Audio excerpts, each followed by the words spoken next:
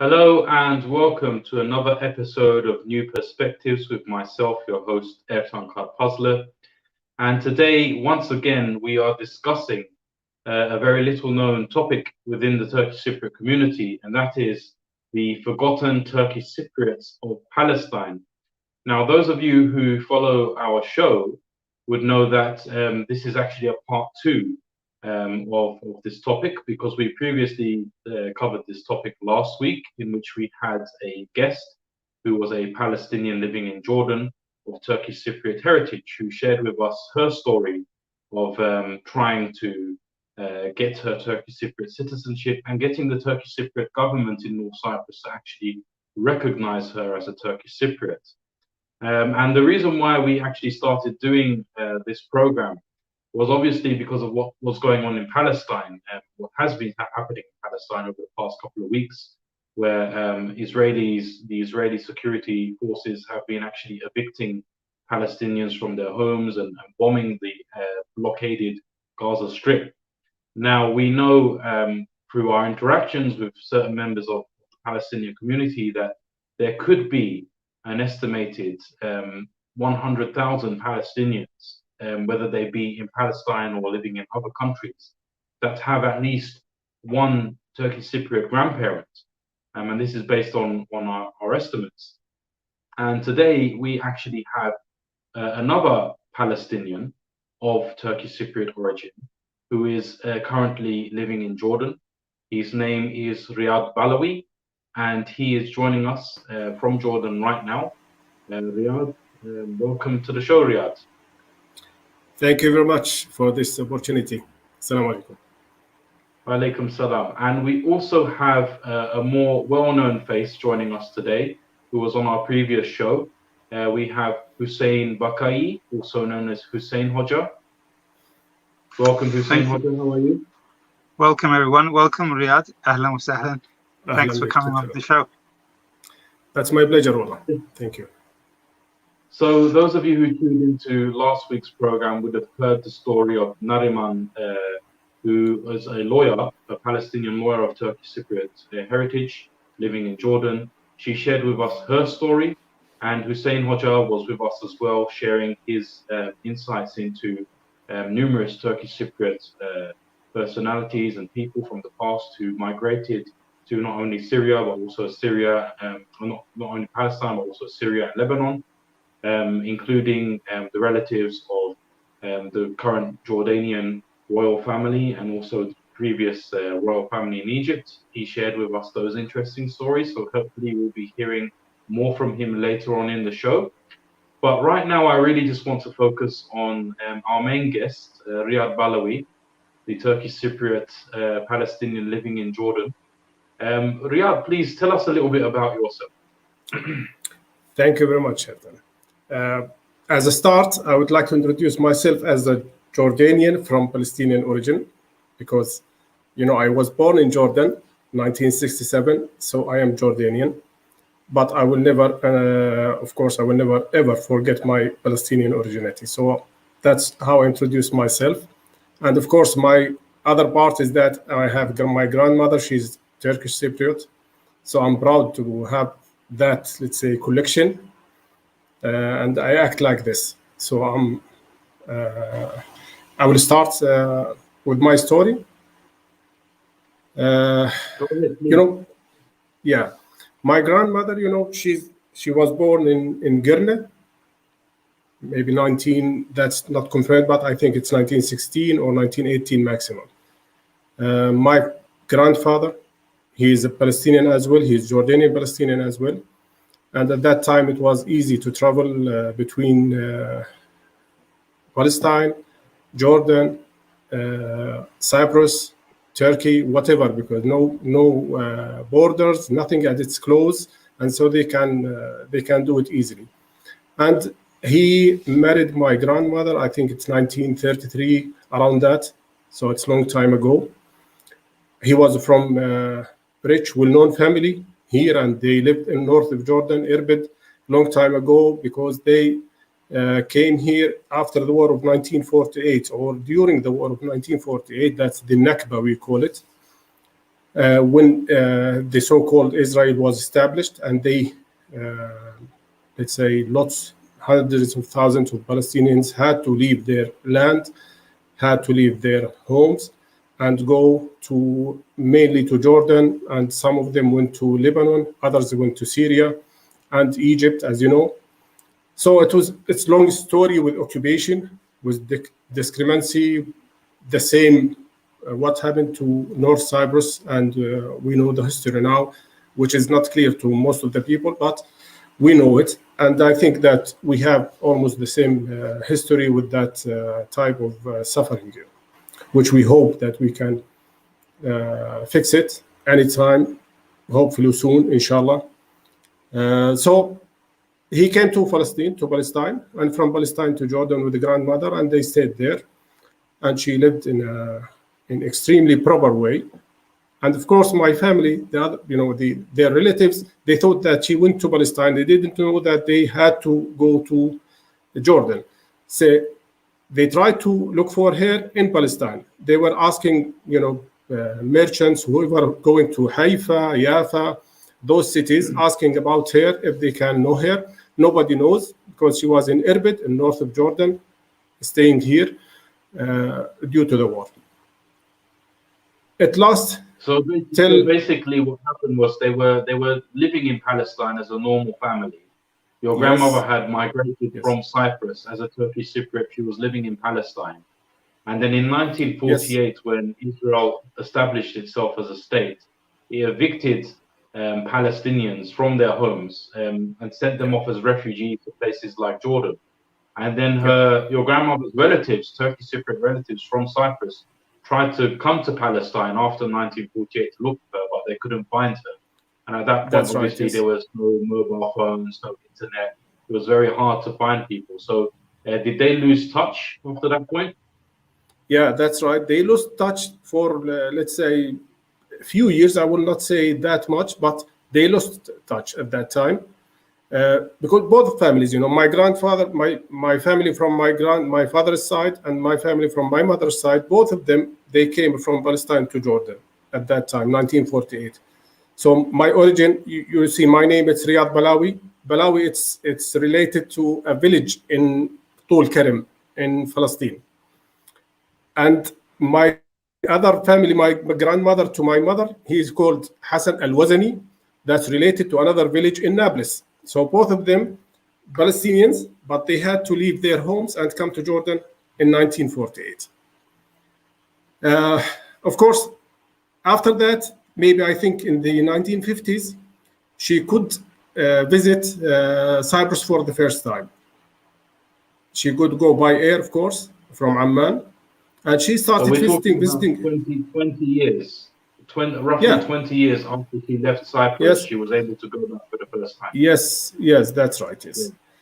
Yeah, she started going there, and let's say some visits, she took her daughters with her even. That's my mother, my late mother, she went for one time.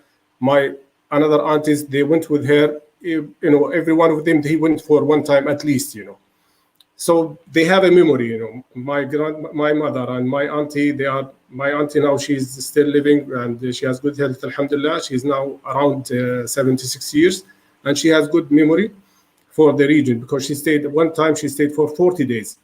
So she knew the family, she heard about it all. And it kept like this till the war in 1974.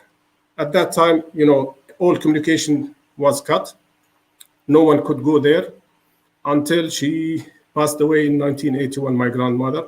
She passed away. Of course, nothing we can do to go to Cyprus at that time. And this is, So that's an interesting point you just made, Riyad. So your grandmother, obviously, she managed to get back in touch with her relatives in Cyprus in the 1950s. And she managed to stay in touch with them for perhaps around 2 decades. She was coming and going to Cyprus. Yet in 1974, when the island was split, and North Cyprus kind of established itself as a separate entity, it's kind of ironic that even though she was Turkish Cypriot, she's born in Cyprus, she's 100% Turkish Cypriot, she couldn't go to North Cyprus. So why was that? Do you have any answers? Yeah, at that time, no crossing points and no way to, people, they don't know how to go even through Turkey. Before that, she used to have a visa from the, let's say, from the English embassy in Amman to go to Cyprus, by the way. No? I have her passport at that time. It is with me, and I see all visas, everything. She used to has a visa. And after that, there was no way, after the war, it was a closed country. No one knows about the situation inside, no communication, no phone calls, nothing. So honestly, it was extremely difficult to identify a way how to go. Till now, even till now, lots of people, let's say in our region, in the Gulf region, in Jordan, they don't know how to go to the north side, by the way. It's not easy.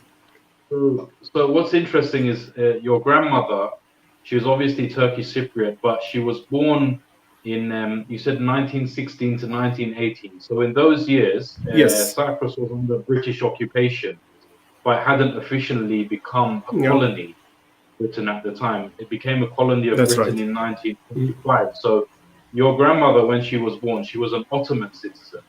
It is likely that later, after the official annexation of Cyprus by Britain, it's likely she actually became a British citizen. So she should have really had like a British passport, and during the British occupation years, it would have been very easy for her to go to Cyprus. But unfortunately, it seems that after the end of the British occupation of Cyprus in 1960, something got lost in translation, and she went from being a Turkish Cypriot native to Cyprus to being just another Jordanian citizen, the same way any other foreigner would be a Jordanian citizen. And I think that's the problem there. So it's very strange. I find it very strange that someone who's born and raised in Cyprus, the Turkish Cypriot, for some reason they've winded up not inheriting their Turkish Cypriot citizenship. It's very strange. I think some bureaucratic problems with that. That's right. That's absolutely correct what you are saying. Yes. And, even at that time, as in the last episode, you were talking about the translation, the whatever. So, her family, her grandfather, he was Kassab. In Turkish, he was a butcher. Huh? So when he came to Jordan, they translated that to Arabic. It's converted to Laham. So we all know our grandmother as Zahra al-Laham. And eventually when we met our family, we knew that it was, related to Kassab. He was, her father, he was Kassab, and he was named as Hassan Kassab at that time in Cyprus. So this is one of the problems, in addition to, changing the name while getting married to another person, getting the family of the husband. And this is, I don't know, this is against the Islamic even rules. They do it. And when we apply to our IDs, they asked, my wife, they were about to call her Dua Balawi, which is, for us, it's not normal, and we don't accept it. And we had to sign documents to change it to her family.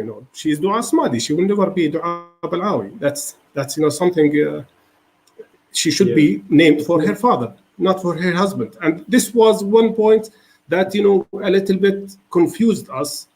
That having the lots of family names, that is strange, that they are not like each other, because each Auntie Nevbar, Auntie Engen, whoever, they have different family names. And this was one of the challenges that we had to gather to get to know each other and know our family. Of course, you mentioned your wife there. Your wife is also she's a distant relative of yours, and you have the same grandmother. So she's also part that's of right. Cyprus. And the name Kassab, yes, she's my actually, cousin, in Cyprus. Kassab is a very common surname in North Cyprus. We all know somebody who has the surname Kassab or Kassapolo. And you said that they've literally translated Kassab, which means butcher in English. They translated it to Arabic. And even if they had kept the name Kassab, what's interesting is in Arabic, you don't have the letter P. You have the letter B, so it would be Kassab in Arabic, wouldn't it? And in Turkish is with the P. So the spelling would be different. Now, in the Ottoman times, we were all using the same alphabet. Turks, Arabs, we were using the Ottoman alphabet, and it would have all been spelt the same way. But then later, when the Turkish Cypriots left the Ottoman alphabet and adopted the Latin alphabet, they started changing the spelling of certain words. So the B in the Ottoman alphabet got changed to a P, whereas within the Arab world, the B kind of remains there as a B. So certain spellings changed, which have made it very difficult for Turkish Cypriots who are living in the Middle East today, who have the same surname but different spelling. It makes it very difficult for them to go back to Cyprus and say, hey, we're actually the same family here. And ironically, I remember in myself, a Turkish woman from Iran actually contacted me many years ago. And my surname is obviously Karpazlı, but my grandmother's side of the family, they're Karagözlü, which is a family in Chatos in Serdal, North Cyprus. And this woman in Iran was saying that her surname was Garagozlu, the same name but spelt differently, spelt in a more Iranian fashion. And she was claiming to be my relative. I was about 20 years old at the time. I had no idea about these things. And I'm like, how the hell did this happen? I didn't understand, but today I'm beginning to understand through the examples that you cited. So yeah, please, Riyad, if you can, tell us a little bit more about your grandmother. Yeah, my grandmother, as I said, she was, honestly, she was living here, extremely loved person, because she was very, very, very kind. And of course, when we met her family, we knew the reason, it's all a kind family. And she, we dealt with her as a queen, she was a queen, honestly. Everyone, small children, elder guys, everyone loved her because she was extremely kind. She was, even after 50 years in marriage in Jordan, she was not speaking Arabic that much. You will notice the Turkish slang accent. It is there when she calls us whatever. So this, of course, and during her life, it's good that we knew that she visited Cairo several times. She used to go with my grandfather to Al-Aqsa. She went to Cairo. She performed Hajj, alhamdulillah, in Mecca. She visited Saudi Arabia several times. She went to Kuwait, Syria. She lived well, alhamdulillah. She lived well. And that goes opposite to the, let's say, what we see nowadays. I've seen some pages from Turkish Cypriots. They are claiming that those girls from Turkish Cypriots, they were sold to Arabs. And that's, of course, I extremely disagree with that point, because at that time, we have almost same history. We have same origins. Before 1916, all of us, we were under the Ottoman Empire. We were under Islam umbrella. So there is nothing to say that you can sell your daughter or whatever. They were living, and we know lots of them. Honestly, here in Jordan, all of them, they were living in an extremely nice way. And whenever there is a chance, she can go to her family, she can visit them.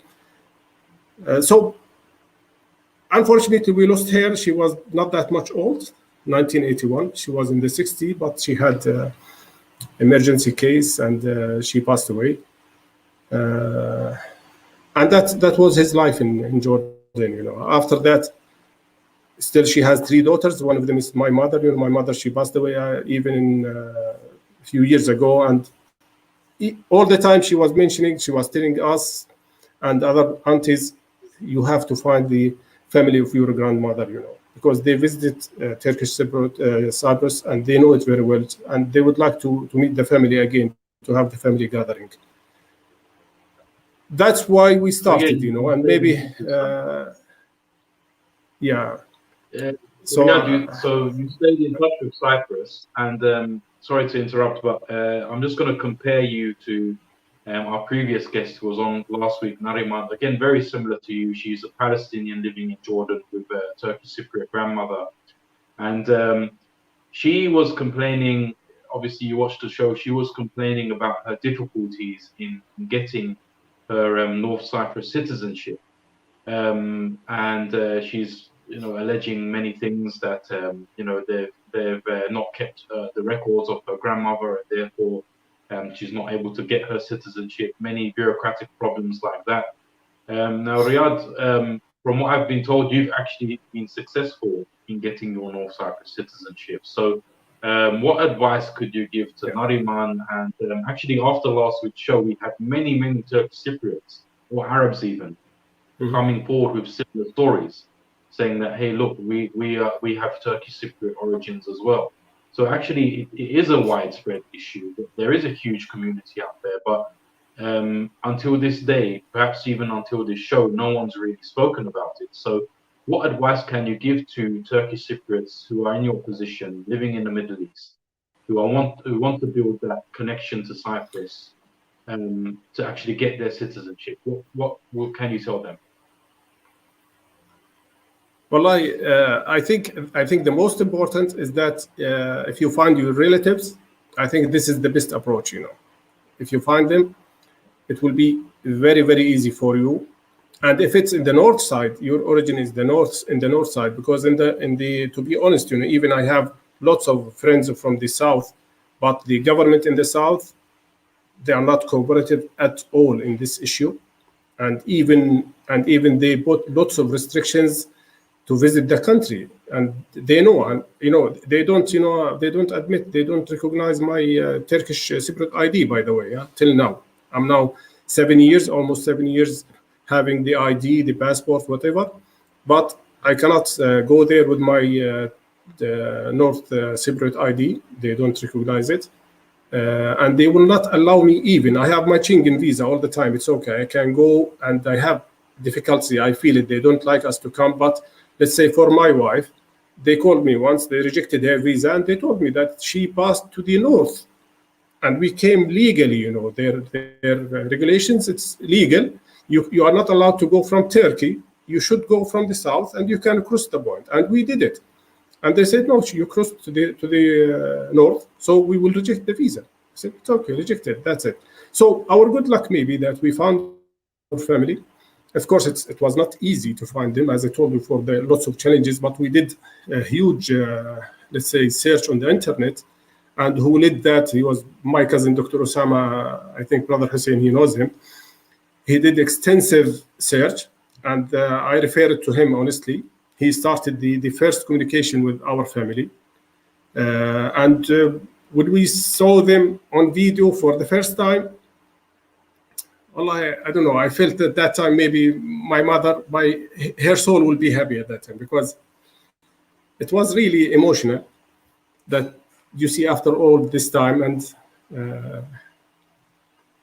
it's honestly, I don't know what to say, but I felt that I'm talking to my mother, honestly, or my grandmother.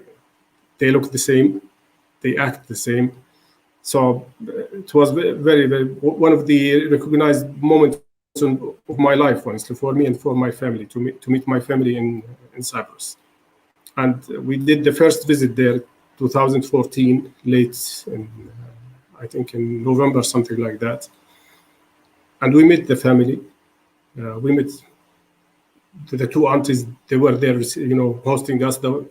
We contacted them, and then we had a tour. We met all of the older people who were living. Yes, in the last 7 years, we lost several. Unfortunately, we lost several of them. But at that time, I met them all. Honestly, I had the opportunity to see them all, and this was, excellent opportunity for me. I was not thinking of. Did they help you to get your citizenship? They offered me. They told me in the first visit that, as long as you are our relative and our close relative, you should take your ID. I wasn't thinking about it, honestly. That my goal at that time, I would like to meet my family, and that's it. Alhamdulillah, we are living well here in Jordan. We have, I did not introduce myself from the first beginning. For myself, I forgot to introduce myself to the audience, but we are living in very nice way, alhamdulillah. I'm an engineer. I retired from the army after 25 years of service as a colonel, And then I'm working now in the private sector as an expert in military field. My wife, she's a doctor. I have, let's say, extended family from all sides. They are all engineers, doctors, working in different areas in the region. So, alhamdulillah, shukr, it's all good. My intention, it was only to meet my family, and that was, and there are some maybe habits in Cyprus. When I left after the first visit, my late Aunt Nevbar, which I miss her very much, really. She passed away a few months ago. And the family was there, they supported us, all of them, Chimin, Devrim, Auntie Ingen, whoever. When I left, I just turned my face to say bye in the car, and I saw them, pouring water after me. So I had to go to the Google to see what does that mean, And I knew that it was a good thing that they would like to see me again, or they would like to see me safe. So I knew that we established the connection with them. What I say, so I came back again. Allah, you met your family in Cyprus, and they immediately opened their arms to you. They didn't treat you like foreigners or anything like that. And no, I did not. They helped you to transition back into lifestyle in Cyprus, and so I believe some people in your position, unfortunately, they've not been able to find their relatives, and they've not been able to keep that connection after many decades of separation from Cyprus. Obviously, there are ways nowadays where you can kind of help find your relatives. I know Ancestry.com is with them. You do a DNA test, and they find up to your 8th cousins. I mean, I've done this DNA test, and I found cousins in Colombia. So especially if you're living in the Middle East, and you've got 4th cousins in Cyprus, it will definitely find them. But some people they have their reservations about these tests, and it's very difficult to find their relatives. Do you feel that perhaps North Cyprus, or maybe even South Cyprus, actually, because you did mention about how the bad treatment you've got from the Greek side of Cyprus, which shouldn't necessarily be the case, because end of the day you were Cypriot citizens first. Do you believe that there should be some kind of representation, particularly of the North Cyprus, in countries like Jordan, in countries like Egypt, where people like yourself reside, to help build that bridge between North Cyprus and the Turkish Cypriot diaspora in these Middle Eastern countries? Yes, honestly, I would like to have them represented for 2 reasons. And one of them, of course, to support us as Turkish Cypriots to, let's say, to stay connected with our country and to strengthen our relation with our country, which we like, and we would like to make it more effective, and we would like to be more effective in the society as well in Turkish Cypriot. For me, I would like to go for elections. If there's any election, I would like to go there. I have the right to give my vote. So, and we are here. We are not small. Like even Uncle Ali, he passed away, but he told me that you have to bring your relatives to give their votes here, and this will be our pleasure, of course. But our government, they have miscommunication with those families outside. Of course, they have, and I've seen in Qatar, Saudi Arabia, and Emirates, where you don't see Turkish Cypriots there. Minor amount of Turkish Cypriots, maybe going from Jordan to, they are living in Qatar and United Arab Emirates, whatever. But they don't have any, let's say, no economic relations, no political relations, nothing effective. And they should focus on countries like Jordan and Egypt, where they have majority of Turkish Cypriots. We need them to support us. We would like to have some place that a representative that represents Turkish Cypriot, Turkish Cyprus directly, not through Turkey, even, with all respect to Turkey, but still, it is Turkish's embassy, it's not our embassy. The other thing is that I would like to see a promotion for Cyprus in the Gulf region, in our region. I would like people to know about our our land, our problem there. With whatever happens, I would like to see our country recognized. I would like to see my ID recognized. I would like to see people going there for tourism, to visit the country, to invest there even. If the government has plans to, let's say, attract businessmen, whoever, to invest in other than what we see now. For me, it's heartbreaking to see all investments in gambling, honestly. Some things that even we have history. I've seen history in North Cyprus. It is history. We have those castles all the way. We have those, Hala Sultan down in the south. We have it in the north. Everywhere you see history. Everywhere you see the beauty of the beaches. You can do it in a proper way that it will attract people even from the Gulf region, families. It's not only single people who are coming for gambling and going for 2-3 days. They can spend 10 days, 2 weeks. They can spend there in a very, very, very attractive way if the government would like to have that kind of investment. We need to rely on ourselves as a Turkish Cypriots. We need to recognize our country. The dreams of having one country on the island, I believe, for me, after what I see in the last few years, how the South, the government, I will not say the people, there are lots of nice people. They would like to see the let's say island united again in a proper way, and everyone get his rights. But if you see the elections now, you will see the number of nationalism, the party, they have it, I think it's Ilam or whatever, they have double the seats now in the parliament.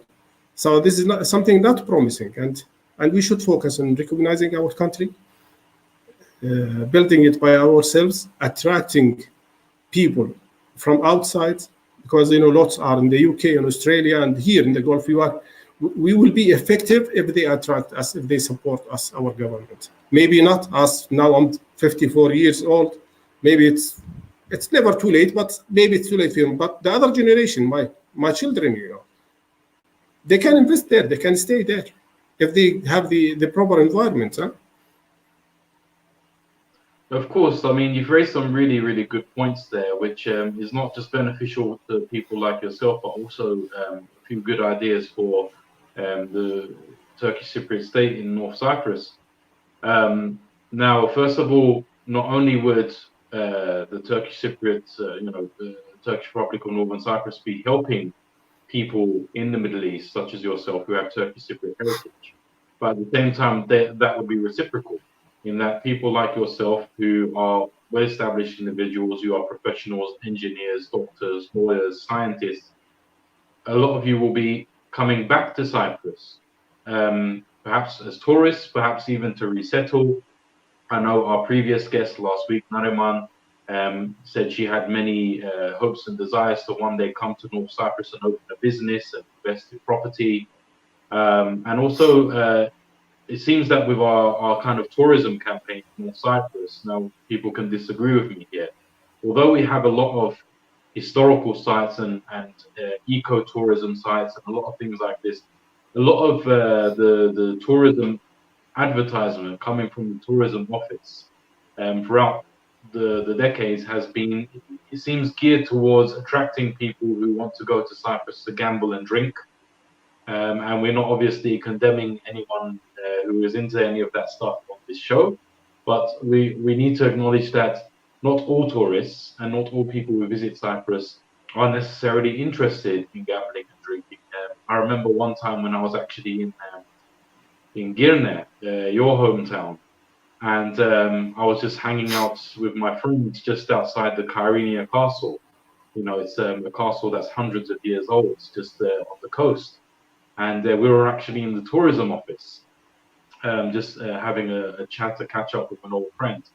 And these tourists from Britain, who are not Turkish Cypriot, they walked into the tourism office and they just simply asked for information on what they could do during the day in Girne. And the person working in the tourism office went and told them, you can go to nightclubs, you can go to disco, you can go to casino, you can do all of these things. And these two ladies, they said, actually, yes, we plan to do that in the nighttime when they open, but we want to know what can we do in the daytime. And the guy working in the tourism office, he said, oh, there's nothing to do in the daytime, just stay in the hotel and sleep. And I had to interject them. I had to say, well, there's a castle like right there across the road. Just go to the castle and have a look and learn about the history of Cyprus. So I think definitely we need to gear some of the tourism in North Cyprus towards people who have different interests, particularly history, culture, and religion. And especially in this time where even countries like Japan are starting to cater for Islamic tourism, for example, where they set up hotels and restaurants and certain tours where alcohol and gambling and things like that are not involved. And this is targeted specifically at Muslims from Middle Eastern countries, such as Qatar and UAE, who have the money to spend and they want to go to these places, but they want to enjoy these places without things that compromise their values. So you've raised some really, really good points there, and I think Cyprus definitely has a lot of potential. Riyad, I mean, it's been a real pleasure having you on and hearing your views. Before I move on to Hüseyin, who's been sitting there patiently and quietly while we hear your very, very interesting stories, is there anything else you'd like to raise? Any other topics you'd like to bring up? Well, I would like to send my special thanks and appreciations for my family, especially Auntie Ingen and her husband Mehmet, who did what they did to make it easy for us to get our IDs. By the way, so most of the job, it was their job, to identify my grandmother as their relative, and they get our original documents from the nufus, whatever. So they supported a lot. And on the other side, we have all the other family members, which I love them very much, and I send them my regards, especially Chimin and her husband. And they are now in Cyprus. I send them my best regards for them all. Hopefully the future will be for the new generation much better than we had, and to see Cyprus problem resolved in the proper way, inshallah. Inshallah. Thank you for your time. We will get back to you before we close the show, but before we do, we want to hear a little bit from Hüseyin Hoca, who's been sitting there very quietly and listening to your very interesting story. So Hüseyin Hoca, you were with us last week, and unfortunately we could only allocate for you about 5 to 10 minutes, in which you told us some very interesting facts about the Jordanian royal family and the former Egyptian royal family, and their connections with Turkish Cypriots. What points would you like to add on to what you were previously saying last week, and anything that Riyad might have said during the show today? Yeah, I'd like just to say really thanks for Riyad coming on the show, listen to his story. I've listened to it so many times, and I had the privilege to meet Riyad and his wonderful family in Jordan, and we met several times in Cyprus, and I'm in touch with his son. And there's lots of Jordanians, by the way, who have come to Cyprus and spent lots of money there and established businesses. And we should appreciate this kind of people coming to the island. I just want to go over a few things that Riyad mentioned, because Riyad had some very, very good points. For those who know me, I travel a lot, and for example, in Bosnia, which has a very similar history to Cyprus and Palestine, you'll see that most of the foreign tourism there comes from the Khalij, comes from the Gulf. So many people from the Gulf, from Oman, from Qatar, from the UAE, Saudi Arabia, they are investing heavily, more than the Turks, believe it or not, in Bosnia. Unfortunately, the Turkish Republic of Northern Cyprus has failed big time to reach out to its neighbors in the Middle East. And if we want good tourism, like I see in the Black Sea of Turkey, where you see lots of money being spent and lots of projects being built with Middle Eastern money. We could have the same kind of high quality tourism in North Cyprus, because as Brother Riyad said, North Cyprus has more than casinos to offer tourism. We have amazing beaches, low crime rate, beautiful historical monuments, very similar to Lebanon. Cyprus is very similar to Lebanon. I just also want to go over a point that Riyad made as well, and a very emotional story about his grandmother, is that the reason that lots of families lost touch was because of the 1948 occupation of Palestine. Because before the 1948 occupation of Palestine, most Turkish Cypriots who had gone to Palestine, and not only Palestine, but we have lots of Turkish Cypriots who actually married Lebanese, they married Egyptians, but the majority were Palestinians. I even have families in Al Qasim, which is near Riyadh in Saudi Arabia, because there was Najd merchants living in the 20s and 30s in Palestine who would join their Palestinian brothers and go to Cyprus to do work, and they married Turkish Cypriots. So I know a Turkish Cypriot family who are not Palestinian, who are Saudi, but their grandmother is from Cyprus, and they live in Al Qasim. And so we have lots of potential to reach out to these people. We share a very common history and the conflicts that we both endured in Palestine. So in 1948, many people, half of the population maybe, fled to Lebanon, Syria, and to, of course, Jordan. Many of the Turkish Cypriots I speak to tell me that they were sending letters, and the letters were destroyed by the Israeli government. And the same when letters were being sent to Cyprus after 1963, because of the conflict. Many people left their villages and they were living in enclaves and refugee camps. So they never received letters. And then we have this 20 to 30 years of a gap where families lost touch with each other.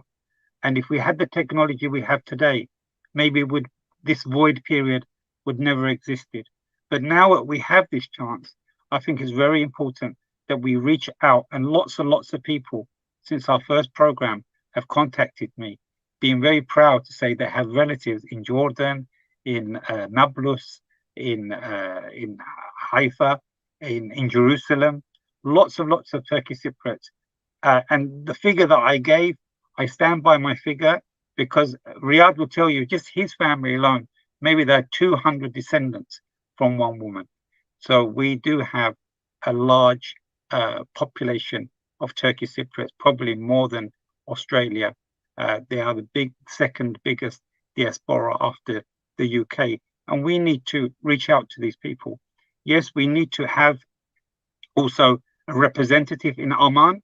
We also need to have a representative in Beirut and in Cairo, because these are areas where there are lots of people of Turkish Cypriot descent living in. And it's very important because Jordanians actually bring a lot to North Cyprus. There is a high volume of students that come just from Jordan who are Palestinian origin. Every year I go, I see the numbers increasing and increasing. And we do need to have a representation in the country, not only to promote and reach out to the Turkish Cypriot families who have origins from Cyprus, but also a way of building communications between the two communities, that we can work together and build an economy together. Students can come to Cyprus and study in a safe environment, inshallah. So there's lots of work to do. And I've seen many Jordanians of Palestinian origin who have come to Cyprus and spent a lot of money building business. And it's never been very easy for them, because I've seen the challenges and the difficulties they're facing more than, I've mentioned this last week, more than a Russian or maybe someone from Israel has it easier to establish business in North Cyprus. But we need to reach out to these people if we want our country to grow and also keep this common heritage that we have together. So it's been a really pleasure to have Riyad on the show and this amazing story. Excellent, Hüseyin Hoca. Thanks for your input there. And you've also raised some very good points as well.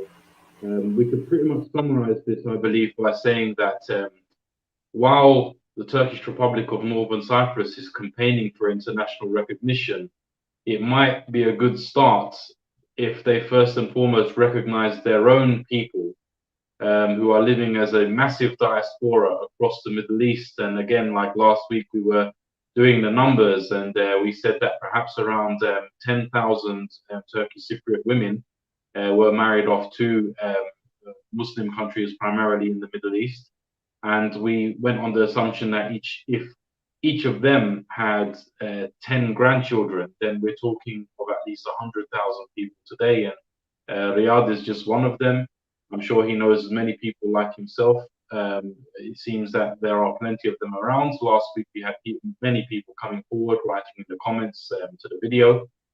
And I feel like what really needs to be done, and the one thing I hope that we can get the ball rolling on as of these programs, is that we can perhaps start to organize and mobilize the Turkish Cypriots of the Middle East to actually come forward, to build connections with each other, and perhaps even form some kind of organization with perhaps even some representation within the UK, within Australia, wherever they may be found, and start to kind of mark their territory, to kind of raise their voices so that the Turkish Cypriot government can acknowledge them, and then eventually go on to open representative offices in those countries where they're found.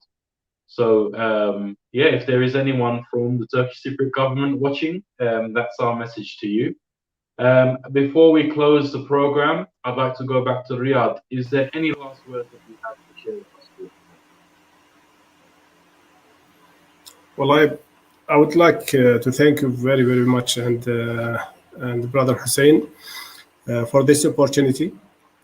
And yes, of course, we would like to see our community becoming. We have to gather all resources to, let's say, make our country recognized and well established, and we have to open our land to the Middle East, especially for, as we said, we would like to have lots of our Muslim tourism coming to the country with their families, and that needs lots of efforts from the government to divert her current policies to have new investments, and we are ready. We are ready to share our experience, to invest wherever needed, to maybe thinking of resettling, back to our country, maybe in the retirement. We would like to have a small house there near the beach and stay in Cyprus. Why not? Thank you very much again.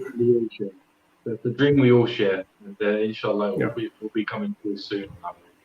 So yeah, before I close the show, just gonna add a few comments from the audience who are watching right now. They're watching us live on Eurogash TV.